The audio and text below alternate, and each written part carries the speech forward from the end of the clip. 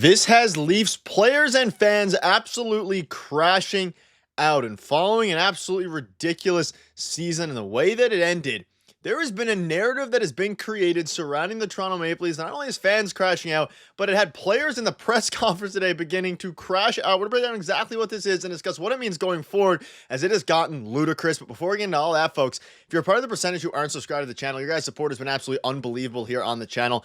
About 71% of you who are watching right now aren't subscribed. You guys have been absolute beasts in the live stream and the videos, all these things. This is our, whatever this is, fourth video of the day, whatever it ends up being, third or fourth video of the day. Thank you guys for your continued support. Make sure that subscribe button. It means a lot, Darius and myself. Darius, I'm excited for this video because it's very interesting. And obviously we talked about, Mitch Marner, all these different things.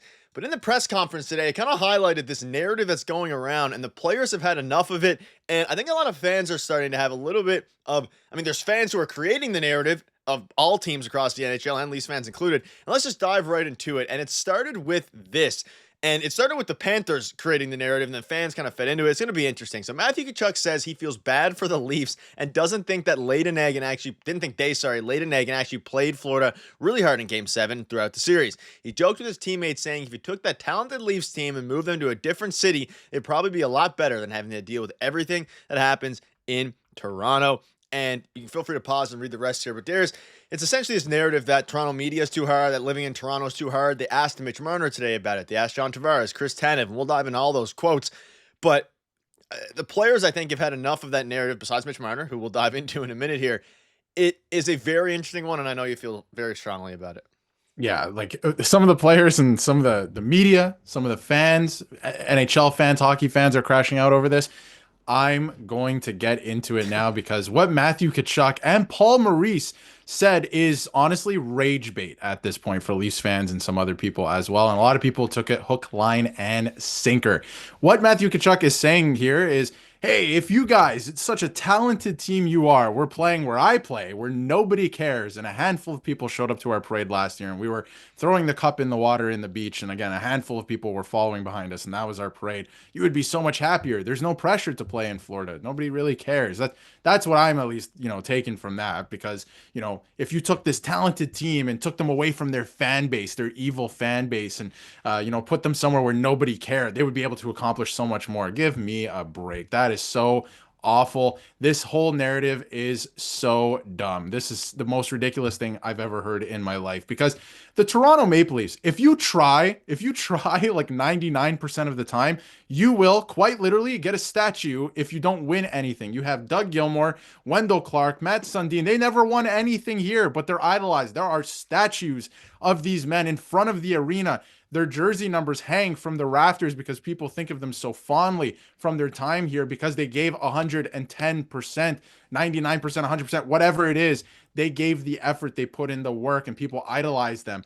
We're not going to look back on this era the same way and this group of players the same way because they didn't do that, and that is the problem. It's not the fan base turning on them or that the Toronto Maple Leafs have evil fans. There's a lot of passionate fans here and loyal fans here that feel very strongly about the product that we're watching right now because it's garbage and it's been going on far too long. We knew 3 years ago, honestly, Max, probably 5 years ago at this point, that this wasn't going to work, this formula.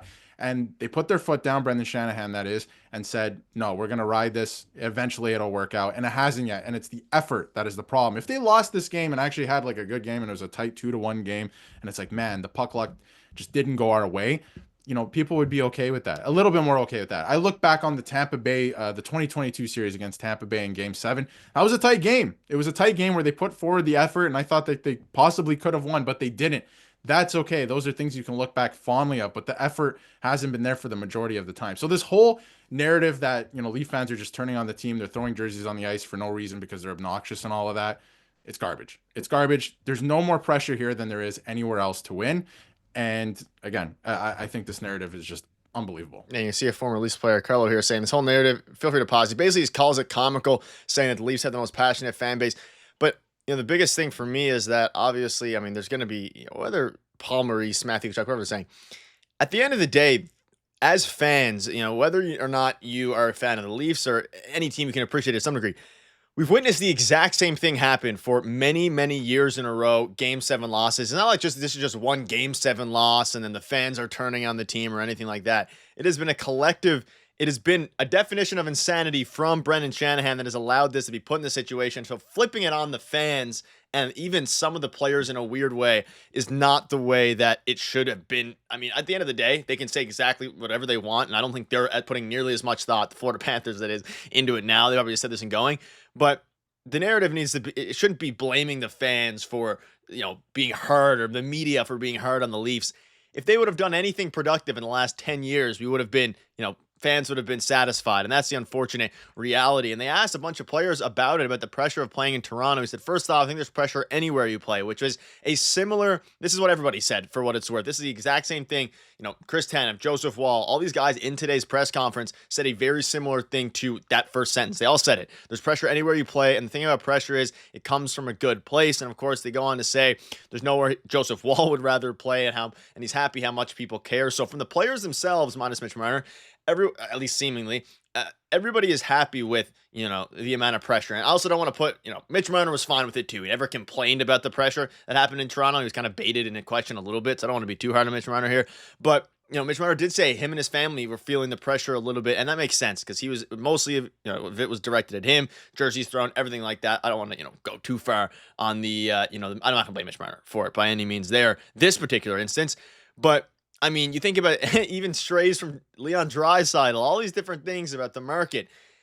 And what happened was the market conversation got shifted into, calling out fans, saying, yeah, the fans are too, like, by players, the fans are too hard. And Paul Maurice saying that fans turned on the Leafs after a Game 5 loss and that shouldn't have happened. We've been down this rodeo a million times, and obviously eventually fans are going to snap. It didn't even really snap. They lost Game 5, and everyone was supporting for Game 7. Berube and fan pressure, there's pressure everywhere. I don't care where you're playing.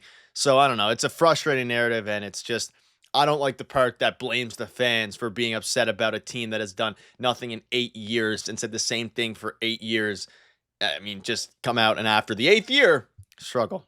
Was there no pressure on Craig Berube and the St. Louis Blues after not winning a Stanley Cup for 52 years? I guess at that point it might have been a little bit more, but to win in that, Game 7, would you think there was no pressure there? Of course there's pressure there to win that game, right? With a franchise that was struggling for that long. But the fans got behind that team because, man, that team was incredible. Right. And we just don't have that in Toronto right now with this core group of players. You don't see the same thing. There was never jerseys on the ice back in the Matt Sundin era because fans knew every time they bought a ticket, no matter how expensive it was, they were going to see this team give 110% and try and win the hockey game. And you haven't seen that from this core group. And Paul Maurice, Matthew Tkachuk, all these people, and the majority of the people carrying this narrative, by the way, are not even Leafs fans. It's just people don't even watch the games and don't even pay attention to what's happened the last 7 or 8 years at this point, right?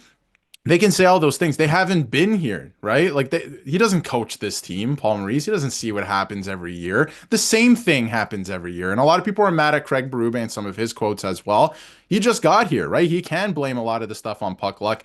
And I'm not going to blame him. I think he's a great coach that put the structure in place. These players haven't bought into the structure, right? Like it's on the players at this point, and we know this. We've known this for the last couple of years. So this mix doesn't work. The whole narrative that it's too hard to play, and all of a sudden it's turned into, man, the fans are too hard on the team. That's not the, no. If they gave 100% and lost, right, the fans wouldn't be mad. They would be like, man, what a good team. I'm looking forward to next year. But it's too much of the same, way too much of the same. Something needs to change here. And to blame the fans and the media and all of that is absolutely ridiculous. I mean, Chris Tanev opened his media availability when somebody asked him about the pressure here by saying, I played in Vancouver. It's the same. It's the same thing. Imagine Edmonton, right? They're going into another conference final. It's the exact same. It's the same thing. Everyone's expecting them to win. But those fan bases know that they're, especially Edmonton right now, know that their team and Connor McDavid is going to give 110% every game. So you can't say that for this Leafs team, and something needs to change because of it. But don't blame the fans. Fans are tired. They want a product that they can get behind. Yeah, and ultimately, I mean, we think about back to, and no one was talking about this in 2019, 2020, after 3-4 years of failure. Right.